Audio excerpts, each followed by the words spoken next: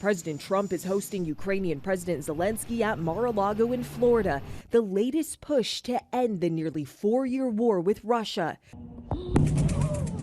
Just hours before, explosions rocking Kyiv, killing at least 2, wounding dozens more. Ukraine's capital hit by one of the heaviest Russian attacks in months, leaving hundreds without power and families freezing. This attack is, again, Russia's answer on our peace efforts, and it's really shows that Putin doesn't want peace, and we want peace. Trump's special envoy Steve Witkoff and his son-in-law Jared Kushner have spent weeks negotiating with both sides ahead of this high-stakes meeting.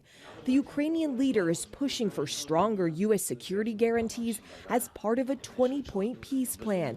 And he's offering the idea of a demilitarized buffer zone in the Donbas region in eastern Ukraine, territory Vladimir Putin has long sought to control. Zelenskyy striking a positive tone, saying the peace agreement is 90% ready. But Trump tells Politico that Zelenskyy, quote, doesn't have anything until I approve it. And as Russia's massive assaults continue, Putin is showing no signs he's ready for compromise, warning that if Ukraine rejects peace talks, Russia will press on with its military campaign.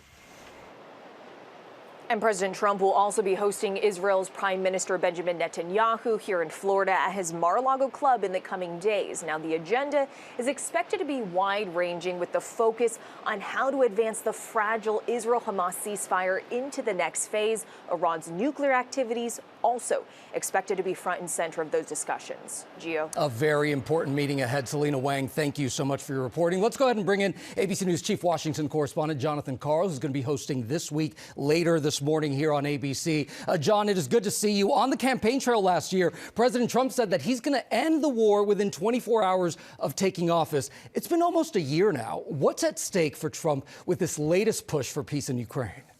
Well, that certainly didn't happen, Gio. The president has put a lot of effort into this. Obviously, he had a summit meeting in Alaska with Putin. He's had several meetings with Zelenskyy. This just the latest.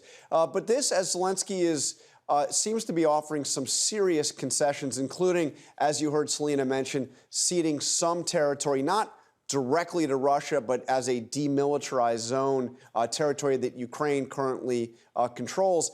Significantly, though, he's also saying that he wants Putin to cede some territory that he has captured through war. So this is a very critical juncture. I thought it was interesting that in the interview with Politico just over the last couple of days, you heard President Trump say that Zelenskyy, quote, doesn't have anything until I approve it. He is very much taking ownership over this process.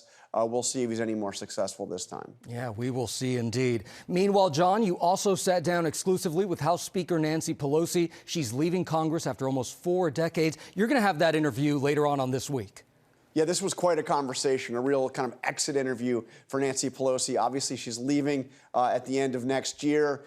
We talked about her, the scope of her career in Washington, and some of look back at some of those critical moments, really defining, iconic moments of her career in terms of her confrontations with Donald Trump. And she had some interesting advice for the next Speaker of the House, if Democrats win back the House, how the next Speaker of the House should deal with Trump. Okay, and you know we will be watching. John, Karl, thank you so much as always. And tune into This Week later this morning on ABC for more on John's exclusive interview with House Speaker Emerita Nancy Pelosi. Plus, John speaks with Representative Mike Turner about that high-stakes meeting between Presidents Trump and Zelenskyy today.